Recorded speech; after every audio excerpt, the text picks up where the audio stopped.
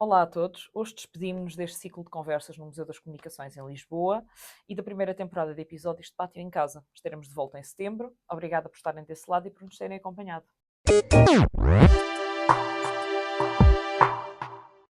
Hoje recebemos alguém que passou grande parte da vida a olhar para a arte de vários lugares diferentes, como criador, como observador e como comunicador. Nascido em Coimbra, com a infância passada no Porto e mais tarde residente em Lisboa, Rui Freitas construiu um percurso onde a pintura, a escrita, a música e a comunicação cultural convivem de forma natural. Passou pela Escola Artística António Arroio, estudou pintura no Arco, licenciou-se em Estudos Artísticos e foi desenvolvendo ao longo dos anos uma prática criativa que atravessa diferentes linguagens. Mas para muitos o seu nome está também ligado ao Artes e Contextos, projeto de comunicação cultural independente que dirigiu durante vários anos e através do qual ajudou a divulgar artistas, ideias, projetos de diferentes áreas artísticas. Hoje continua a escrever, a pintar e a refletir sobre a cultura através do diletante, mantendo vivo um olhar atento sobre a criação artística e sobre o mundo. Mais do que falar da obra, interessa-nos perceber como se constrói este percurso entre criação e a comunicação, entre o olhar artístico e a vontade de partilhar com os outros. O teu percurso passa pela pintura, pela escrita, pela música, pela comunicação cultural e até pela informática. Olhando para trás, tinhas uma ideia fixa do que querias vir a fazer ou foi um percurso construído aos poucos até lá chegares? É as duas coisas, porque eu comecei a desenhar muito cedo. Comecei a ter habilidade e a perceber. Aliás, os meus pais e os adultos a perceberem que eu desenhava anormalmente bem, diferente da maioria das crianças. E eu percebi, mas isto desde muito miúdo mesmo, muito pequenino. E eu, ao crescer, fui percebendo isso, que desenhava bem. Eu lembro-me de. Há dias estive a falar sobre isto com uma amiga minha, com uma amiga nossa. Eu na escola, por exemplo, nos primeiros anos de escola, eu achava estranho que os outros miúdos desenhassem mal. Eu achava aquilo é porque ou eram preguiçosos ou não estavam-se a marimbar, não queriam saber, e eu ficava chateado de ver maus Técnica desenhos. adquirida. Porquê? Porque eu não me esforçava, as coisas saíam assim. E eu pensava que, até certa altura, não é? Porque depois, claro, fui abrindo os olhos. Eu achava que era por preguiça. Olha, esta rapaziada não desenhou mal, falar, mas desenhou mal, então não podia fazer isto melhor. Pronto, isto só para dizer que foi mesmo de pequenino. E eu, a dada altura, sabia que tinha que, a minha vida tinha que passar por isto. Tinha que desenhar, pintar, que ser criativo. Uh, Muito tarde, só mais tarde é que eu comecei a pensar na vida como artista e uma dada altura, fui alertado pelo meu pai quando comecei a escolher o caminho da escolaridade. O meu pai, uma vez tivemos uma conversa que ele disse-me, e ele sempre apoiou esta minha vertente, os meus pais sempre apoiaram, e o meu pai uma vez disse-me assim, olha, tu podes ser artista, acho muito bem, é o que tu quiseres. Agora, a arte não dá para comprar bifes. Portanto, prepara-te para teres um emprego, uma carreira normal e que te permita subsistir e então dar-te tempo para tu fazeres as tuas coisas. E foi sempre assim que eu fiz. E consegui. Portanto, foi planeado, não foi? Foi as duas coisas. Acho que foi uma evolução natural da minha vida, sem com a felicidade de não ter tido travões. Os meus pais não me sempre facultaram a entrada para as escolas que podiam pagar e que eu queria ir. E pronto, foi assim que eu fui evoluindo. Foi planeado, foi aos trambolhões, foi acontecendo, foi assim mesmo. E como disseste ainda agora que a arte apareceu muito cedo na tua vida, o que é que te fascinava nela quando era jovem e o que é que te continua a fascinar ainda hoje? A arte. A arte. Quando era jovem, eu passei essa parte do porque é que eles desenham mal para o ei, eu sou tão bom, desenho tão bem. E isso deu-me algum gozo e encheu-me o ego. Uh, até, pronto, até me começar a integrar, naturalmente, o meu caminho começou a levar-me para pessoas como eu, que também tinham, tanto na escola, quando fui para o Filipe de Lencastre, como depois, quando optei por ir para o Arco, comecei a dar-me com mais pessoas como eu, com as mesmas aptidões e melhores. E sempre me senti bem, isso sempre foi bom para mim, o viver a arte sempre foi bom para mim. A um ponto de, com o crescimento, claro, tornar-se necessário, ou seja, eu pinto e escrevo e tenho sempre que fazer alguma coisa. A minha cabeça exige. digamos que a minha melhor forma de comunicação é através da arte. Eu tenho muitas coisas para dizer. Sim. Não sou muito conversador, gosto de conversar, como tu sabes, duas pessoas, tudo bem. Para mim, Exato. mais de três é uma multidão. Não gosto de grupos, de ser o centro das atenções. Gosto de transmitir ideias, gosto de falar com pessoas que discutem ideias e que trocam ideias comigo. E a arte é sempre um ponto interessante. A arte e a filosofia são sempre pontos Uhum. centrais das conversas que eu gosto. E o fascínio é isso. Eu acho que a arte, claro, depois comecei a pensar na arte, a dada altura comecei a pensar na arte do ponto de vista filosófico, até chegar à conclusão que a arte é das melhores coisas que há no mundo. A arte a arte embeleza o mundo. Às vezes enfeia-o de propósito. Esta palavra deve estar em um dicionário qualquer. Enfeia-o. É. Torna-o mais feio de alguma forma, mas como um espelho, não é? Há Uhum. artistas que fazem de espelho, olha lá, que feio que tu és.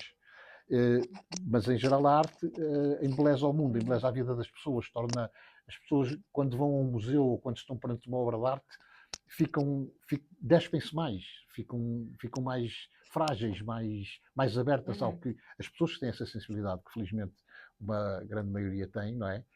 Quando estão no museu a apreciar obras de arte, há uma parte muito grande que ficou lá fora, uma parte muito grande da personalidade Sim. mais negativa, mais cáustica que ficou lá fora. Ali, perante a arte, as pessoas despem-se um bocado, permitem-se fragilizar para receber o máximo de tudo aquilo. Eu sinto-me, enfim, privilegiado por ser um bocadinho deste veículo, fazer parte deste Exato. veículo. Há uma palavra que utilizas para te definir que desperta alguma curiosidade: o diletante. O que é que significa para ti assumir este adjetivo? O diletante é um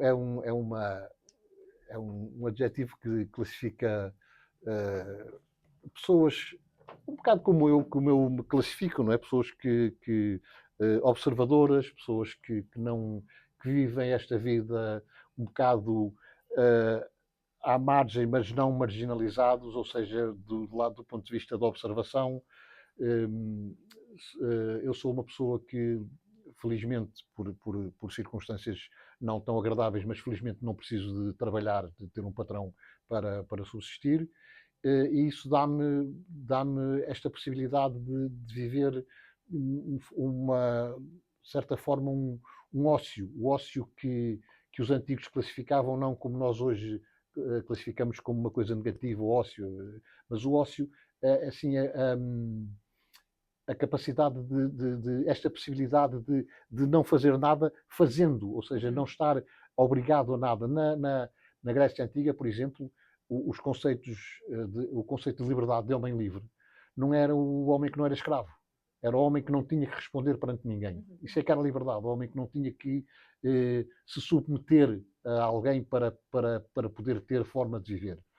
E eu acho que é um bocado isso. O diletante é um bocado um misto da vida em ócio e em liberdade, nestes dois sentidos.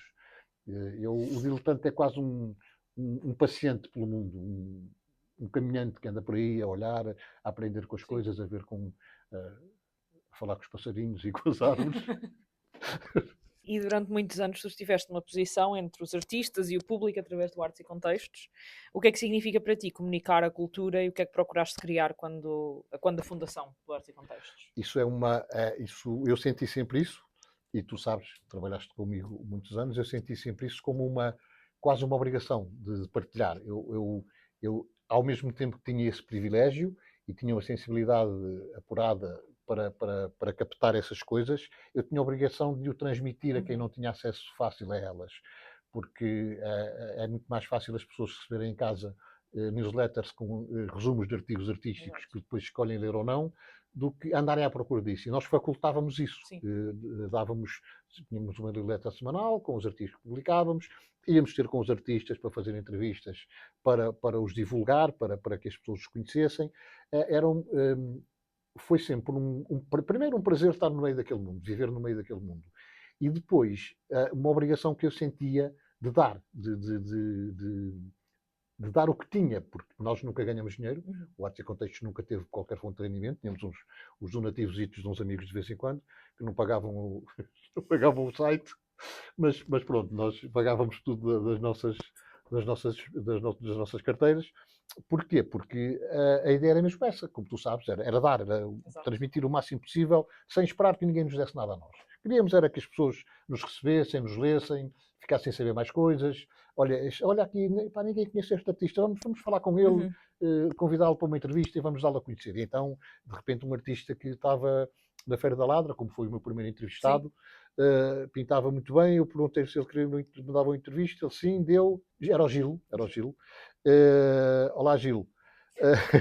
E ele acedeu e de repente um miúdo muito habilidoso, com um espírito criativo fantástico, de repente vê-se publicado na internet com artigos, com fotografias das suas obras e era um bocado isto, era esta a nossa missão quase. Não é? Exato. Tendo entrevistado tantos artistas e acompanhado exposições, concertos, festivais e tantas outras coisas, o que é que aprendeste sobre os processos criativos dos outros? É fantástico, é fantástico ver acompanhar isso, porque ao fim e ao cabo é tudo muito simples.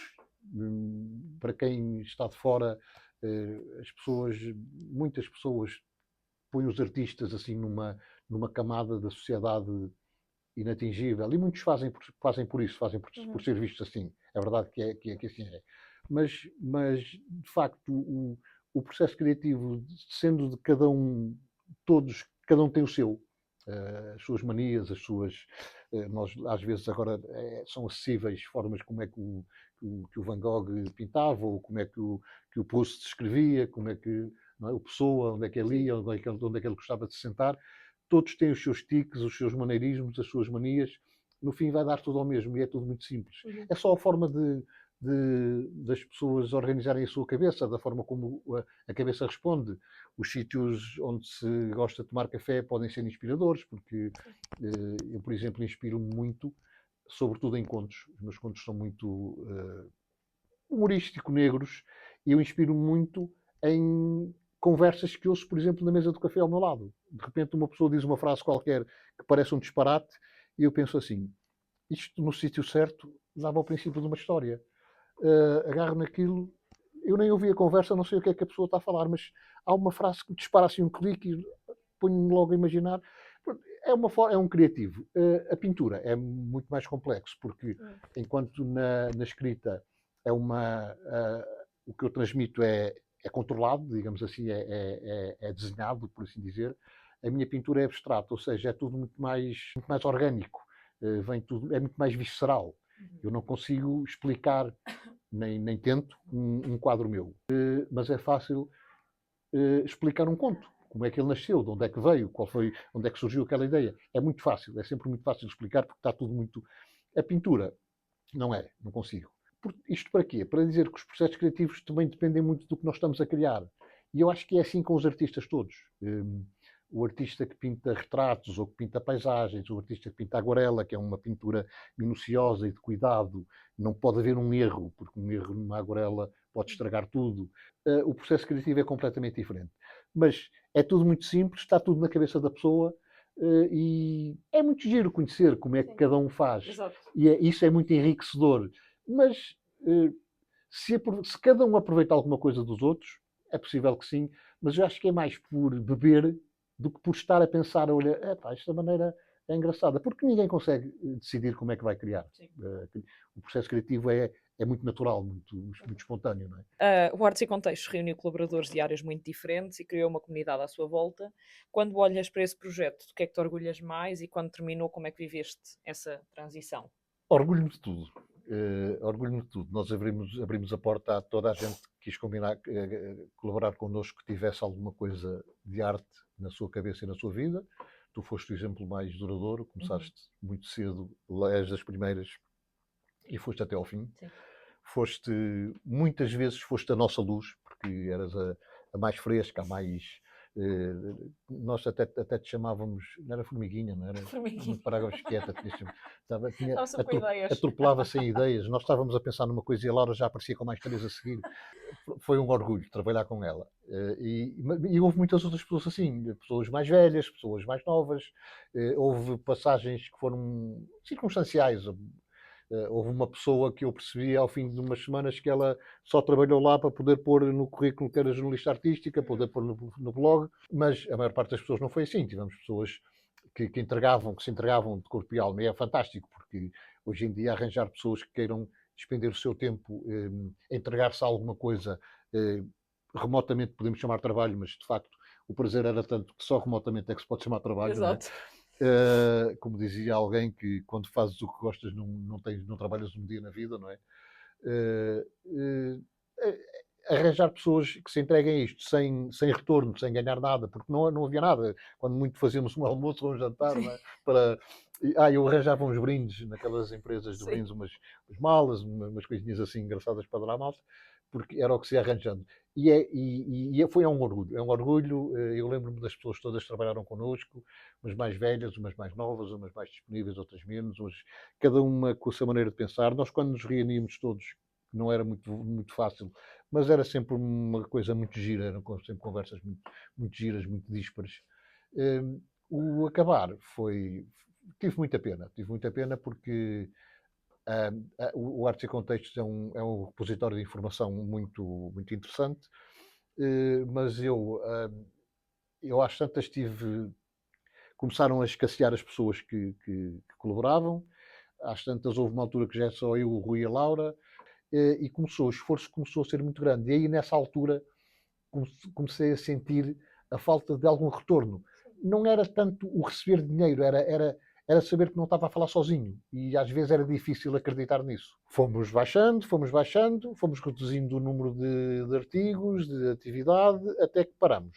O site ainda ficou 2 anos online, disponível, com a informação toda, e as pessoas foram consultando. Mas eu percebi, a dada altura, que eram as pessoas que já conheciam aquilo, porque no último ano, eu posso dizer, nos últimos 6 meses antes de eu decidir fechar, acabou, não pago mais, porque andava a pagar uma coisa que cheguei à conclusão que não servia para nada, afinal, muito, embora o nosso romantismo quisesse Claro. acreditar no contrário. Estivemos cerca de 6 meses sem uma visita. Então, não serve, não está aqui, só estou a gastar dinheiro. Tive muita pena, mas lembro-me sempre com muito orgulho e com muito gosto do tempo todo que passamos. E sim, seguimos em frente. Exato. Vamos para outra. Vivemos num tempo de informação rápida e consumo constante. Ainda achas que existe espaço para a crítica, para o ensaio e para uma reflexão cultural aprofundada? É uma das questões de hoje, não é? A rapidez com que o mundo troca, com que a atenção se foca e desfoca.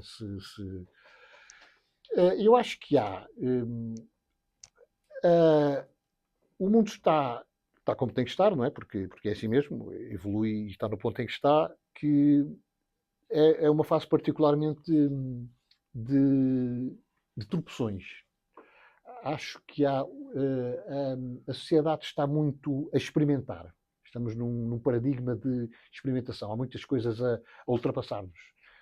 Inevitavelmente a inteligência artificial, a própria capacidade de computação para além da inteligência artificial, a forma como que se conseguem produzir imagens. Já não vamos falar dos deepfakes, mas no próprio cinema, os CGI, a forma como se faz um cenário fantástico, em que os atores estão a representar em cima de uma tela verde com umas escadas a fazer de conta que estão a subir uma montanha, não é? Isto está tudo a avançar muito rápido e ainda muito disto, na minha perspectiva, ainda muito disto é experimentalista. Muitas coisas vão cimentar, muitas vão ficar para trás.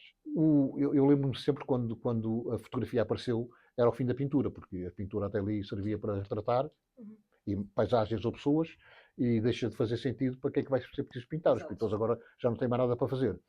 Portanto, eu acho que a humanidade e as sociedades têm conseguido ultrapassar isto de forma imprevisível uns anos antes. Há sempre qualquer coisa. Eu acredito que tudo isto vai dar os seus passos nesse sentido.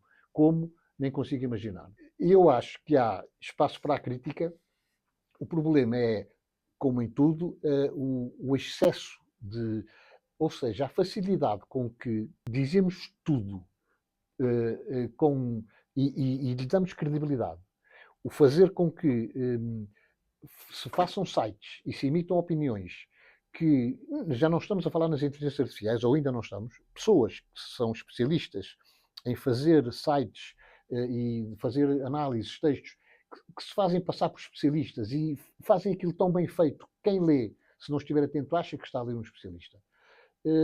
isto cria uma confusão um bocado grande na cabeça das pessoas. Isto acontece em muitas coisas, na medicina e também na crítica artística. Como é que ele se chama? Jürgen Habermas, o filósofo alemão que morreu recentemente, este ano ou ano passado, dizia uma coisa que era este tipo de coisas que eu estou a falar leva a uma situação que é as pessoas começam a duvidar da informação que recebem. Com o excesso de informação e de informação não credível, leva as pessoas com medo, primeiro a duvidar da informação que recebem. Depois começam a questionar as fontes de informação. E depois começam, e por último, o mais trágico, é que começam a duvidar do conhecimento de quem os rodeia. Os próprios amigos e aqueles em quem confiavam, que também leem as mesmas coisas e estão sujeitos aos mesmos perigos, nós começamos a desconfiar até do que eles acham que sabem. O que é que isto faz? Faz-nos pôr tudo de lado e fecharmos-nos numa conchinha, não acredito em nada, isto é um mundo de gente doida, não vale a pena estar a acreditar nisto, e então ficamos todos nihilistas, não é? Portanto, voltando à questão, eu se calhar estou-me a estender demasiado, voltando à questão, há espaço para a crítica. Eu acho que tudo isto esta poeira vai assentar. E nos teus livros, nos teus textos e também na tua pintura existe uma forte dimensão humana. O que é que te interessa mais explorar quando crias as pessoas, as emoções ou as ideias, inclusive agora este último romance que tu lançaste, que fala um bocadinho disto e que abrange muito este universo? É difícil, porque eu sou um humanista no sentido humanista e iluminista. Eu acredito muito nas pessoas, no ser humano, é o ser humano que me preocupa, que me faz pensar. O que é que me interessa mais? Eu acho que não consigo distinguir isso, porque tudo no meu processo criativo, voltando ao processo criativo, tudo no meu processo criativo, creio eu, nasce da observação. Eu ando na rua, estou sentado num jardim ou numa esplanada e todos estamos sempre a assimilar alguma Sim. coisa, tudo o que nos rodeia. Depois cada um faz isso o que a sua cabeça faz. A minha faz textos, faz pinturas, faz. Portanto, eu acho que não consigo distinguir o que me interessa mais porque interessa-me tudo o que seja relacionado com o ser humano. Há assuntos que atravessam toda a minha criatividade, que são o tempo. O tempo é uma coisa que me fascina.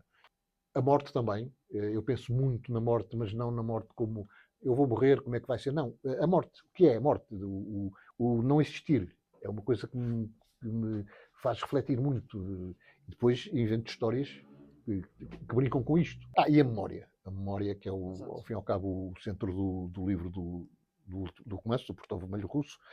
A memória é outra coisa que me fascina muito, porque a memória é algo muito difícil de definir e determina muito do nosso ser, do nosso dia-a-dia, e é muito criativa. A nossa memória é criativa, é imaginativa.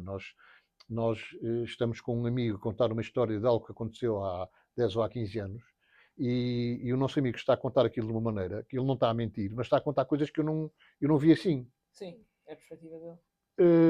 Porquê? Porque a cabeça dele agarrou naquilo que nós vivemos os dois e levou por um caminho. Exato. E a minha levou por outro. Depois, no fim, agora só soubesse um filme Sim. para desempatar.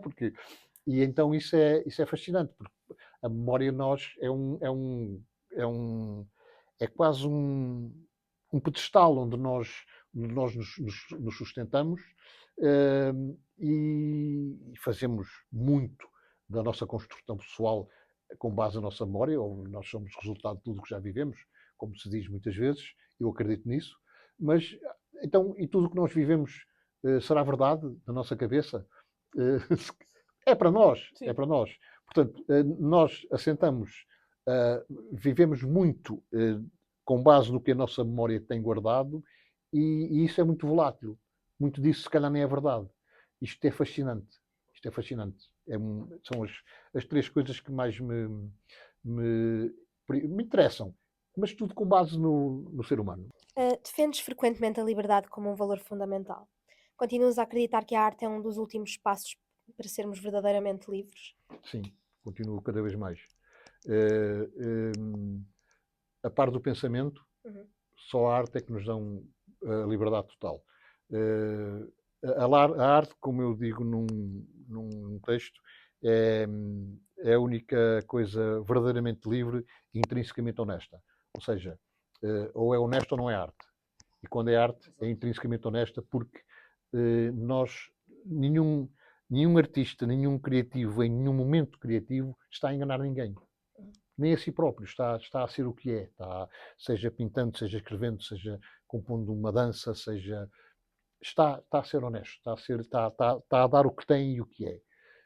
E livre, sim, sim. Acho que continua a ser a forma mais pura de liberdade. Ninguém, ninguém consegue prender a arte. Não é possível, não é imaginável em filme nenhum, nem no Minority Report, prender a arte ou impedir a arte de acontecer. Não acredito, cada vez mais acredito nisso. E quem trabalha na comunicação cultural faz escolhas todos os dias, portanto, no fundo, daquilo que tu fazias, o que mostrar, o que destacar, o que amplificar, do que falar.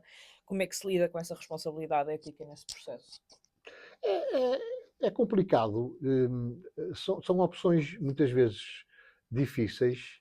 Hum, quando mexe na ética é complexo. Porquê? Porque nós, às tantas, vemos-nos no papel de avaliadores, quase julgadores, quase juízes, para selecionar isto ou aquilo.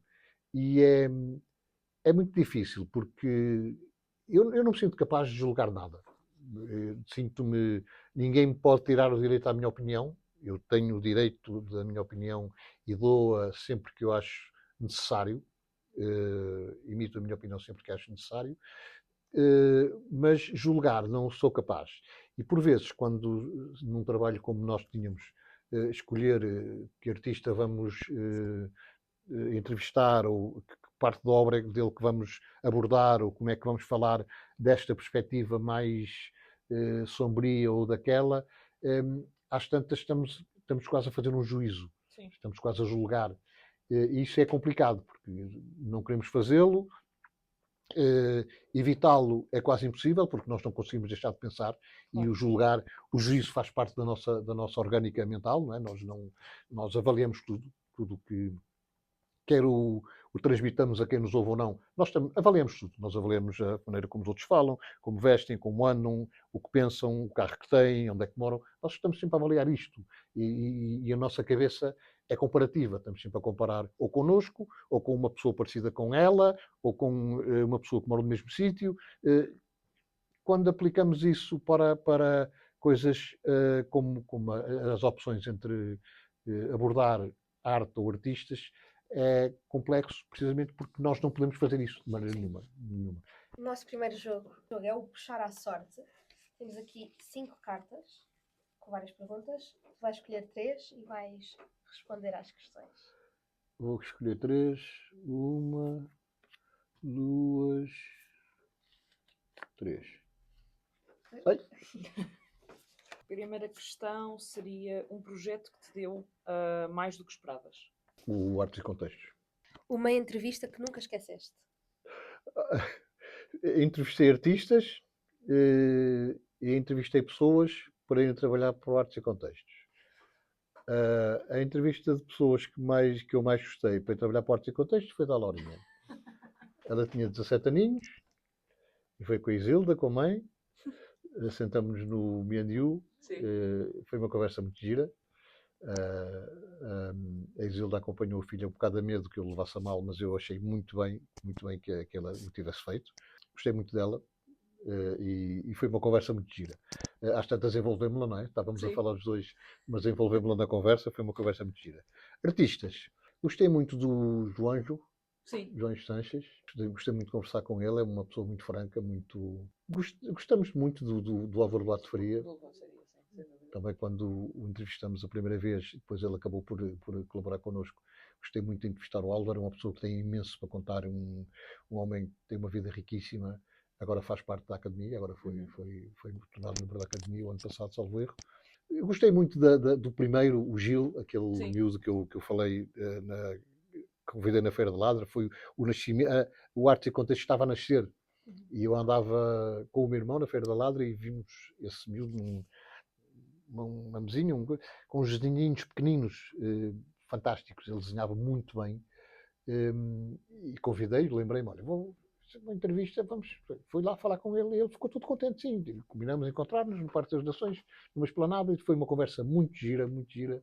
E pronto, é basicamente isso. Eu gostei muito, não houve nenhuma entrevista que eu não tenha gostado. E por fim, um artista que tenha mudado o olhar sobre a arte. Olha, vou dizer dois, posso? Pode sim, senhor. Em termos de pintura, foi o meu primeiro mestre, o José Moga, um pintor fantástico, e que tinha uma... Ele era abstrato. Ele era abstrato e pintava e desenhava fabulosamente bem. Desenhava muito, muito bem mesmo.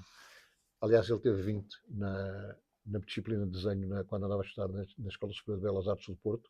E era muito bom, ele tinha uma visão da arte em si, da pintura e do desenho fantásticas. Ele era um artista nas moléculas todas dele, nas células todas dele. E em termos de escrita, o James Joyce é talvez a pessoa que mais eu leio como...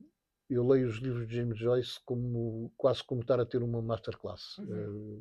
Eu leio com o prazer de ler e acho que aprendo a cada linha que ele escreve. E neste segmento nós pedimos sempre aos nossos convidados que tragam um objeto simbólico para eles. O que é que nos trouxeste? Isto é um romance que fala essencialmente da memória. Resumindo muito rapidamente, é um jovem que perde a memória de uma forma trágica e fica completamente catatónico. É internado numa instituição pelos amigos, ficou sozinho quando isto aconteceu. Foi internado numa instituição onde esteve 3 anos completamente em silêncio, fechado dentro de si próprio. Um amigo de infância escrevia-lhe cartas a contar-lhe, com esperança de o despertar, escrevia-lhe cartas a falar-lhe da sua vida, as férias que passaram, a namorada, a amiga que conheceu, as viagens que fez, as novidades na vila, o que é que aconteceu, porque não sei quem casou, etc. Repetidamente escrevia-lhe cartas que ele não lia, mas uma enfermeira lia para ele e ele guardava numa pastinha. Ao fim de 3 anos, sem se perceber muito bem como, ele despertou, esse jovem, era o Daniel, despertou. Ele despertou, levantou-se, saiu e foi até à estação do comboio e disse ao jovem que estava na estação que ia procurar o Daniel. Ia para a vila procurar o Daniel, ou seja, ele próprio. Conclusão, não é spoiling porque está lá assim. Ele, a partir das cartas do amigo, o Gui, assumiu esse alter ego. Passou a ser o Gui.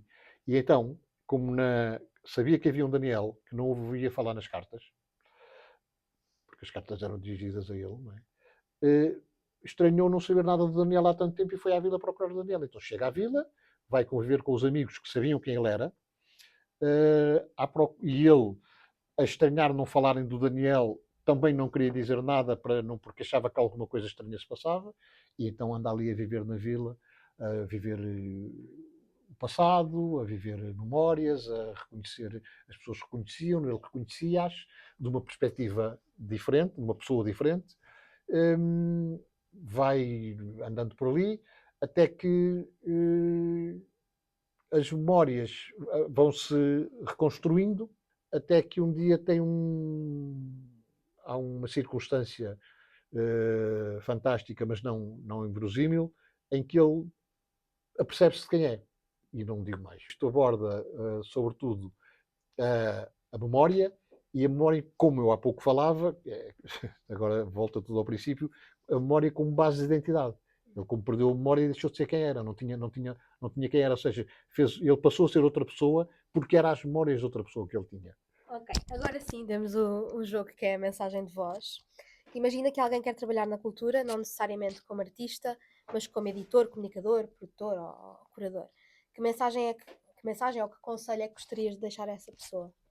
Bom, como artista é um bocado diverso, porque se quiser começar na cultura como artista, ou já é artista ou não vale a pena. E se já é artista e precisa de um conselho, eu diria, não penses, não tenhas amarras, não aceites, vai, faz, abre-te, liberta-te, faz tudo, tudo, tudo. O mundo é teu. O Moga, o meu mestre, porque era abstrato, dizia, nunca penses em frente a uma tela. É uma coisa que eu poderia dizer. Se for crítico, curador, a começar uma carreira e quisesse um conselho meu, eu diria, vai devagarinho, é um mundo cão, o mundo da arte e dos artistas enquanto mundo, enquanto bolha, é muito estranho. É um mundo onde há muito ego, muito egoísmo e muita inveja. Eu diria, vai devagarinho, aprende tudo o que puderes e fala só quando te perguntarem. Portanto, antes de mais, obrigada por esta conversa. Obrigado, e antes de fecharmos a entrevista, nós gostamos de pedir uma recomendação. Pode ser um livro, um disco, um filme, uma exposição, ou até mesmo uma pessoa que sintas que vale a pena destacar ou recomendar a quem está a ouvir. Leiam as meditações do Marco Aurélio.